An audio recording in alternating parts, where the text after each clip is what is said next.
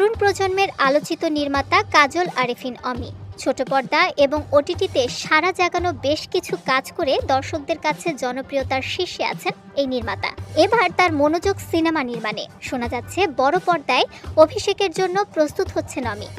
অভিষেক কি তবে ঢালিউড কিং শাকিব খানকে নিয়েই হবে? বিশ্বস্ত সূত্রের বরাত দিয়ে সংবাদ মাধ্যম জানিয়েছে, তুফান মুক্তির আগে বেশ কয়েকবার কথা বলেছেন শাকিব খান ও অমি। ওই সূত্র সংবাদ মাধ্যমকে আরও জানিয়েছেন, অমির প্রথম সিনেমায় কাজ করতে চান শাকিব খান।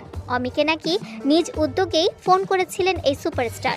এদিকে অন্য একটি সূত্র জানিয়েছে, নির্মাতা অমি তার ঘরের অভিনয় শিল্পী ছাড়া কাউকে নিয়ে কাজ করার সাহস পাচ্ছেন না। তবে তার মতো মেধাবী নির্মাতার প্রথম সিনেমায় অভিভাবক হিসেবে সঙ্গে থাকতে চান শাকিব খান।